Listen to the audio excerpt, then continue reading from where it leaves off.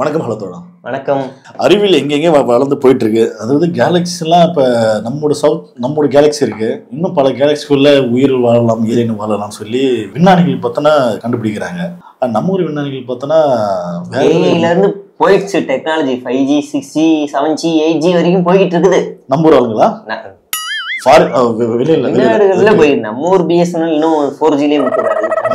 விண்வெளிக்கு முத போனது யாரு? நீல் ஆம்ஸ்ட்ராங் அப்படின்னு சொல்றாங்க. அப்புறம் வந்து அது ஃபேக் அப்படி சயின்டிஃபிக்கா போக வாய்ப்பு. அதுவும் ஃபேக்ட்டும் கூட தான். மிஸ்டர் ஜிகேவும் சொல்லிக்கிறேன், நிறைய ஆதாரப்பூர்வம் சொல்லிட்டு. அதுதான் உண்மை ஃபேக்ட். சரி, ஸ்கூல்ல கேட்டா சொல்லுவாங்க பசங்க கூட. ஆனா ஒருத்தர் தான் சொல்ல தெரியுமா, அவரு கிடையாது, அனுமான் தான் முதல்ல போயிட்டு வந்தாரு. அனுமான் தமிழ்நாட்டுல இருந்து ஒருத்தர் நிலாவு போயிட்டு வந்தாரு. யாரு? ஜெயம் ரவி. டிக் டிக் டிக் வடப்பா சூப்பர்மேன் அங்க போய் நின்று சண்டை போட்டிருக்காரு. அப்புறம் ஹல்க்கு அயன்மேன் போயிருக்காரு. அவர் தான் முதல்ல விண்வெளிக்கு போனதா வந்து ஒரு ஆதாரப்பூர்வமா. அது எங்க சொல்லிக்கிறாரு தெரியுமா? ஒரு ஸ்கூல்ல போயிட்டு. அது எப்ப தெரியுமா? விண்வெளி சார்ந்த ஒரு டேவா, அந்த டேல போய் சொல்லிக்கிறாரு.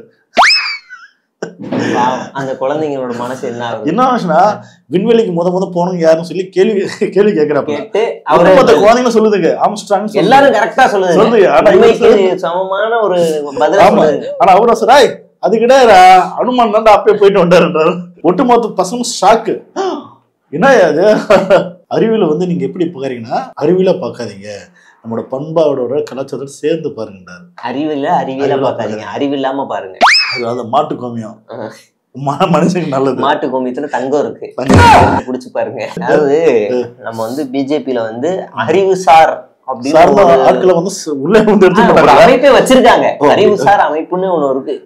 அதுல வந்து ஓட்டெடுப்பு நடத்துறாங்கன்னா ஹெவி காம்படிஷன் ஆகும். அதுல கேள்வியில வந்து எப்படி இருக்கும், மாட்டு கோமியம் நல்லதா இல்லையா? Super sir, selected. ஃபர்ஸ்ட் இவர் வந்து அண்ணாமலை போவாரு. நீங்க ஏதாவது அறிவுசார் ஏதாவது ஒரு விஷயத்த சொன்னீங்கன்னா உங்களை உடனே செலக்ட் பண்ணுவோம். நான் என் வாழ்நாள்ல 20,000 புக்கு படிச்சிருக்கேன். செலக்ட். அது மட்டும் இல்ல, தர்மம் அப்படிங்கிறது என்ன சொல்லுங்க, அது வந்து மனுஸ்மிருதியிலிருந்து வந்த ஒரு வேர்ட். உனக்கு கொடுக்கப்பட்ட வேலை, உன்னோட சமூகத்துக்கு கொடுக்கப்பட்ட வேலையை, உனக்கு கொடுக்கப்பட்ட வேலையை, உனது சமூகத்துக்கு கொடுக்கப்பட்ட வேலையை, உன்னுடைய ஜாதிக்கு கொடுக்கப்பட்ட வேலையை நீ பண்ண, அதான் தர்மம். அப்படி சொல்லிட்டியா நீ டபுள் செலக்டட். முத நம்ம ஜி இருக்காருல்ல PM, அவர் வந்து வெளிநாட்டுல இங்க கூட பேசினா பரவாயில்ல, நம்ம உள்ளுக்குள்ளேயே ஏதாவது கதை அடிச்சு விட்டா ஏன்ட்டு போயிடலாம். நம்ம வானத்தை வாங்குறதுக்கு வெளிநாட்டுல போய் என்ன சொல்லியிருக்காருன்னா, நீங்க எல்லாம் இப்பதான் வந்து பிளைட்ட கண்டுபிடிச்சிருக்கீங்க, ரைட் பிரதர்ஸ் எல்லாம் இப்பதான் பிளைட்ட கண்டுபிடிக்கிறாங்க, நாங்கெல்லாம் அப்பவே புஷ்ப விமானம்னு ஒண்ணு கண்டுபிடிச்சோம். அதுக்கு வந்து பெட்ரோல் இதெல்லாம் கின்னஸ்ல எழுதுனாங்க, வரலாறு பேக் பாக்குறாங்க. சயின்ஸ் இருக்கா, அதுக்கு அந்த ஆதாரம் இருக்கான்னு கேட்டா இல்ல. பெட்ரோல் டீசல் எலக்ட்ரிசிட்டி எதுவும் வேணும், தானாவே போகும். மந்திரம் சொன்னா ஆதாரம் இருக்கான்னு கேட்டா இல்ல. எங்க ஆதாரம்னா புக் இருக்குது, புக்ல இருக்கு, புனைக்கதை புக்ல இருக்கு. இதெல்லாம் ஒரு ஆதாரம். அப்ப நம்ம நாக்கு போடும்போது கேள்வி கேட்டு நீங்க என்ன பண்ணுவீங்க? அடுத்து வந்து நீங்க வந்து இப்பதான் பிளாஸ்டிக் சர்ஜரியை கண்டுபிடிச்சிருக்கீங்க, நாங்கெல்லாம் அப்பவே, அதுவும் ஹை டெக்னாலஜி, மனுஷனோட தலையை தூக்கிட்டு யானையோட தலையை வச்சு விநாயகர் ஆக்கிருக்கோம் அப்படின்னு சொல்லி இங்க பேசல. அந்த வெளிநாடுகள்ல போய் அவர் வந்து பேசி மானத்தை, அதாவது எப்படிங்க மனுஷத்தாலையும் மிருகத்தாலையும் எப்படிங்க செட் ஆகும்? அதுதான் ஹாப்பி விநாயகர் சதுர்த்தி. அதாவது ஆனா பாத்தீங்களா, இவரு போன்ற பிரில்லியன்ட்னால தான் நம்ம நேத்து ஒரு செய்தி பார்த்தேன். என்னன்னா, ஜப்பான்காரன் ஒரு கற்பனைக்கே எட்டாத ஒரு விஷயத்த கண்டுபிடிச்சிருக்கான். என்னன்னா, இப்ப நடந்து போறோம்ல, நடந்து போய் ஃபுட் அழுத்த ஒரு பிரஷர் வருதுல, அதுல இருந்து மின்சாரத்தை கண்டுபிடிக்கிறான். அப்புறம் இன்னும் பல நாடுகள் பல விஷயங்களை கண்டுபிடிக்குது. இந்த ஏஐன்ற மாதிரி ஒருத்தர் ChatGPT கண்டுபிடிக்கிறாங்க, ஒருத்தர் DeepSeek கண்டுபிடிக்கிறாங்க. இந்த ஒரு படத்துல ஒரு ஜப்பான்காரன் எதையோ கண்டுபிடிக்கிறான், அந்த மாதிரி நம்ம இவங்க சுத்தி இந்த குதிரை வண்டிக்குள்ளேயே நம்மள வந்து பேசிட்டு இருக்காங்க.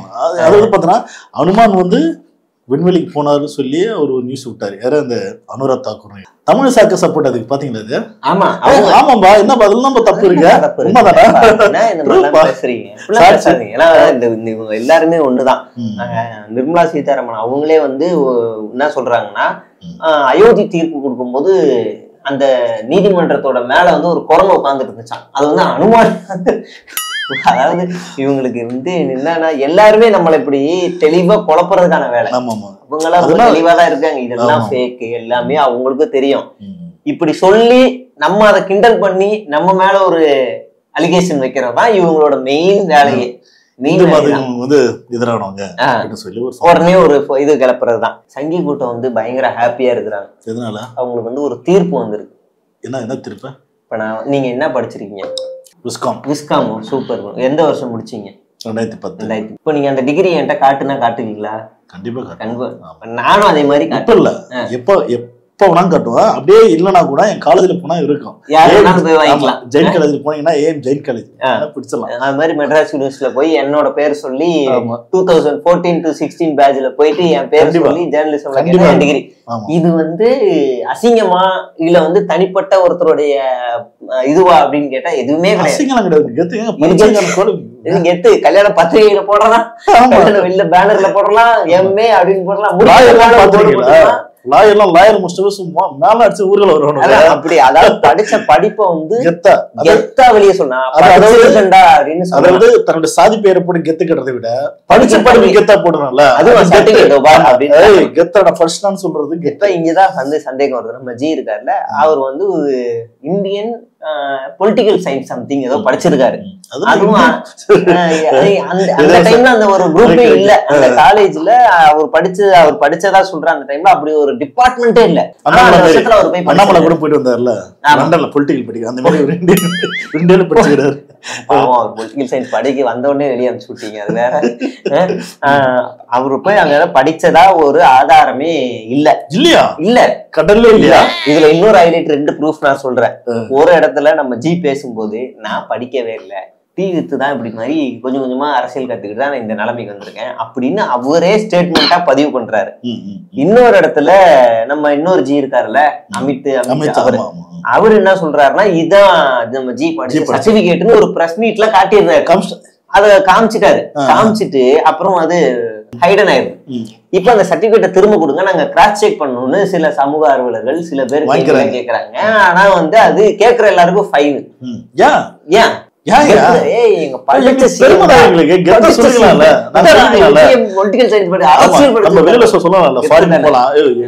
மோடி வந்து படிச்சவராலையே டிவி நாளைக்கு பேசக்கூடாது, படிச்சாலும் டிகிரி கோல்டு மெடலிஸ்ட் சொல்லலாம். காட்ட மாட்டான். ஏன்னு கேட்டா privacy. Aadhaar card, voter ID, PAN card அவரோட வந்து பர்சனல் ரூம்ல எடுத்து கேமரா எடுத்து என்ன படிச்ச டிகிரியே கேக்குறோம். ஏன் இப்படி அது காட்ட முடியாது பிரைவசி. அது கோர்ட் வந்து தீர்ப்பு இல்லங்க அதை காட்டாதீங்க போங்கன்னு சொல்லிட்டாங்க. இப்ப நம்ம என்ன கேக்குறோம்னா, ஒரு சட்டம் வேற இவங்க பாஸ் பண்றாங்க. 1 மாசம் ஜெயில இருந்தா எம்எல்ஏ, மினிஸ்டர், பிஎம்ஓ, சிஎம்ஓ யாரா இருந்தாலும் பதவி விலகணும் அப்படின்னு கேக்குறதுக்கு நல்லா இருக்கும். இப்ப நாம என்ன கேக்குறோம்னா, ஒரு பிஎம்ஓட காலேஜ் சர்டிபிகேட்டையே உங்களால ரிலீஸ் பண்ண முடியும். ஒருவேளை ஒரு மேல ஒரு அலிகேஷன் வருது அப்படின்னா அது எப்படி நீங்க ரிலீஸ் பண்ணுவீங்க? அதை பத்தி எப்படி பேசுவீங்க? அதுவும் பிரைவசின்னு சொல்ல மாட்டீங்களா? கண்டிப்பா சொல்லுவோம். இப்ப நீங்க வந்து கேட்கணும், என்னங்க இது ஒன்ன வச்சுட்டு அதை போய் எப்படி முடிச்சு போடுறீங்கன்னு கேட்கணும். இப்ப நம்ம அவங்க வந்து அதாவது கவர்மெண்ட் வந்து என்னென்ன சொல்லி இருக்குன்னா, ஃபர்ஸ்ட் இந்த எதுக்கெல்லாம் பிரைவசின்னு சொல்லி இருக்குன்ற லிஸ்ட் நம்ம வந்து ராகுல் காந்தி வந்து ஓட்டர் லிஸ்ட் வெளியிடுறாரு. வெளியிட்ட உடனே தேர்தல் ஆணையம் நீங்க வந்து விளக்கம் கொடுக்கணும்னு கேட்கிறாங்க. கொஞ்ச நாள்லயே ஒருத்தர் எம்பி அவரும் வெளியிடுறாரு. ஆனா அவர்கிட்ட எந்த விளக்கமும் கேட்கல. சரி, நீங்க வந்து ஓட்டு போட்டிருக்கீங்கல்ல, ஓட்டு போட்டிருக்காங்கல்ல பெண்கள் எல்லாம், அந்த சிசிடிவி ஃபுட்டேஜ் கொடுங்கன்னா பிரைவசி. ஏன் பிரைவசி தரக்கூடாது? உங்க அம்மா, உங்க மாமியார், உங்க அத்தை பொண்ணு பெட்ரூம் கேமரா அதான் அப்படி எல்லாம் போவாங்க. ஓட்டு போடுறதுதான் உங்களுக்கு வேணுமா? நாங்க என்ன கேட்டோம்? ஓட்டு போடுறதானே கேட்டோம். ஓட்டு போடுறதுலாம் கோர்ட்ல காட்டுங்க அப்படின்னா காட்ட மாட்டோம் பிரைவசி. ரெண்டாவது, சரி மிஷின் ரீடபிள் ஓட்டர் லிஸ்டாவது கொடுங்கன்னா அதுவும் பிரைவசி. அப்ப இதே சம்திங் நடந்திருக்கு. சரி, அந்த பீகார்ல எஸ்ஐஆர் மூலியமா 65 லட்சம் வாக்காளர்கள் நீக்கிருக்கீங்க. அது ஏன் நீக்கினீங்க? நிறைய பேர் உயிரோடவே இருக்கிறாங்க. அதுக்கு விளக்கம் கொடுக்கணும். சரி, நம்ம ஜி வந்து சத்தியமே பண்ணாரு, இங்க வந்து நான் இந்தியாவுல பிரதமர் ஆயிட்டேன் அப்படின்னா ஸ்விஸ் பேங்க்ல இருக்கிறவங்களுடைய அக்கௌண்ட் ஹோல்டரோட நேம் நான் ரிலீஸ் பண்றேன் அப்படின்னாரு. இப்ப வந்து கேட்டா முடியாது. அப்புறம் 15 லட்சம் போறாரு. அது வந்து அதுவும் சொல்லவே இல்லை போடலாம் தானே சொல்லலாம் அப்படின்னு கொண்டு வந்து அது மணியை வந்து எடுத்துட்டு வந்தா போடுவாங்கன்னு சொன்னாங்க, எடுத்துட்டு வரல. அப்புறம் எலக்ட்ரால் பாண்டு மூலியமா எந்தெந்த கட்சி எவ்வளவு வாங்கியிருக்கு அப்படின்றத நீங்க கொடுங்க. உங்க கட்சியே நிறைய வாங்கியிருக்கு, லிஸ்ட் கொடுங்கன்னா பிரைவசி. அதுவும் பிரைவசி. சரி, ரஃபேல் பெகாசஸ் அந்த 2 விவகாரமும் பெரிய நாடே பேசிச்சு. அதுல அத பத்தி பேசுங்கன்னா பிரைவசி. எல்லாமே பிரைவசி. அதாவது டேட்டா ப்ரொடெக்ஷன் ஆக்ட்.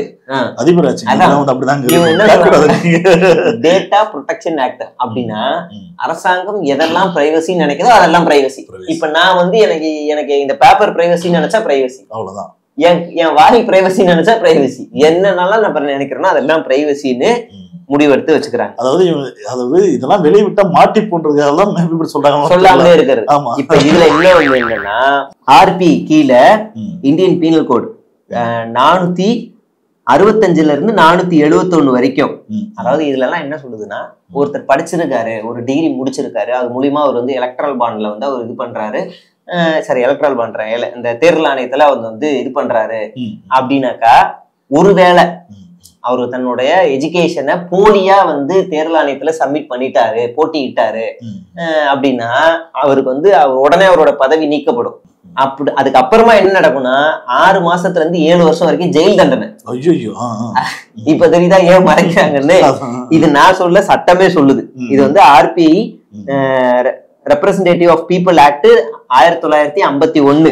நீ வந்து பாத்தீங்கன்னா உங்களுக்கு வந்து அதுலயே தெளிவா சொல்லுவாங்க. இதுதான் வந்து நடக்குது. உங்களால சர்டிபிகேட்டே ரிலீஸ் பண்ண முடியல அப்படின்னும் போது இப்ப நீங்க வந்து எப்படி இந்த புது சட்டம் 30 நாள் சிறையில இருந்தா எப்படி பண்ணீங்க? அதுலயும் இதுலயும் நம்ம நிறைய கேள்வி வேற வருது. ஒரு சாதாரண ஒரு எம்எல்ஏ மேல இப்ப நீங்க தான் எம்எல்ஏன்னு, நான் தான் சென்ட்ரல்ல இருக்கேன், உங்க மேல எனக்கு வந்து சந்தேகம் வருது, நீங்க வந்து இந்த ரோடு போடுறதுல எனக்கு ஏதோ ஊழல் பண்ணிட்டு சந்தேகம் வருது அப்படின்னு சொல்லி நான் தூக்கி உள்ள வச்சிருவேன். இப்ப யாரு ப்ரூஃப கொண்டு வரணும்? யாரு சொன்னா வந்து கொண்டு வரணும்? நான் தான் கொண்டு வரணும். ஏன்னா நான் தானே கம்ப்ளைண்ட் பண்ணிருக்கேன், நான் தான் கொண்டு வரணும். நீங்க பாருங்க, என்கிட்ட ஆதாரம் இருக்கு, இவர் தப்பு பண்ணிருக்காரு, தண்டனை கொடுங்க. எனக்கு உன் மேல சந்தேகமா இருக்கு, நீ தான் ப்ரூஃப் பண்ணணும்னா அதுதான் எனக்கு சொல்றேன். அண்ணாமலை மட்டும் சொல்லிட்டு இருந்தாரு, டிஎம்கே ஃபைல்னு சொல்லி இருந்து காமிச்சாரு. ஆமா,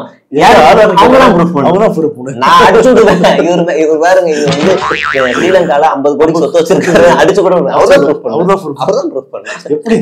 அந்த மாதிரி வந்து யார் மேல வச்சிருக்காங்களோ அவங்கதான் ப்ரூஃப் பண்ணுமா. சரி, இப்ப அவங்க ப்ரூஃப் பண்ணணுமாட்டா கூட 30 நாள் தான் டைம். 30 நாள்ல என்ன ப்ரூஃப் பண்ண முடியும்? எப்படி முடியும் சொல்லு? என்ன முடியும்? எதுவுமே முடியாது. அவங்களுக்கு அந்த 30 நாள் பெயில் கிடைக்காது, 30 நாள்ல ப்ரூஃப் பண்ண முடியாது. ஆட்டோமேட்டிக்கா 30 நாள் இல்ல, கோர்ட்ல போக வாய்தான்னு போக 30 நாள் முடிஞ்சிடும். ஆட்டோமேட்டிக்கா பதவியை பறிச்சிருவாங்க, தூக்கி உள்ள வச்சிருவாங்க.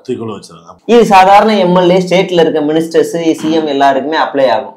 எப்படி பிஎம்க்கு அப்ளை ஆகும்? ஒரு சாதாரண ஸ்கூல் காலேஜ் சர்டிபிகேட்டே நீங்க ரிலீஸ் பண்ண மாட்டீங்கன்னா இது எப்படி அப்ளை ஆகும்னு நம்ம கேள்வி. கண்டிப்பா. சரிங்களா? அப்ப இதெல்லாம் வந்து நம்ம கேள்வி கேட்கணும், கேள்வி கேட்டுருவோமோ, மாட்டிப்பாங்களோ அப்படின்றதெல்லாம் காட்டுறதுக்காகத்தான் புஷ்ப விமானம், அப்புறம் வந்து போனது, பிளாஸ்டிக் சர்ஜரி, இந்த கதையெல்லாம் நம்மகிட்ட அவுத்துரு இருக்குது. இதை பத்தி கொஞ்சம் பேசுங்கடா, மறந்துருங்க. அப்படி இதுவும் பெருசா வயலேட் ஆகலன்னு வைங்க. எந்தெந்த மசூதியெல்லாம் லிங்கம் தெரியுதுன்னு போய் பாக்குறது, அடிச்சு நொறுக்கிறது, எங்க கிறிஸ்துவ எல்லாம் போய் இது பண்றது, தாஜ்மஹால் சிவன் கோயிலுங்கிறது, முஸ்லீம் நடந்து போனா சுடுறது, கறி எடுத்துட்டு போறானா எந்த கறின்னு போட்டு மோந்து பாக்குறது, இந்த மாதிரி வேலையெல்லாம் தொடர்ச்சியா பண்றது இவங்களோட வேலை.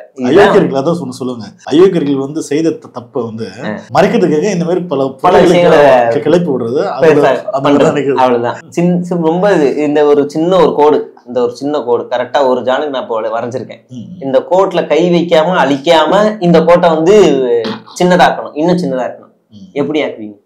எப்படி ஆக்க முடியும்? இன்னொரு கோடை பெருசா, சின்ன கோடு இதையும் சின்னதாக்க முடியும், இன்னொரு கோடை பெருசா போட்டுதான் முடிஞ்சிருச்சு. இதெல்லாம் தெளிவா பண்ணிட்டு இருக்கு நீங்க. அவ்வளவுதான். சரி, நம்ம வந்து இதோட முடிச்சுவோம். ஆமா, இந்த வீடியோ பத்தின உங்கள் கருத்துக்களை வந்து கமெண்ட் பண்ணுங்க, லைக் பண்ணுங்க, ஷேர் பண்ணுங்க. அடுத்த வீடியோ சந்திப்போம். நன்றி, நன்றி, வணக்கம். வணக்கம்.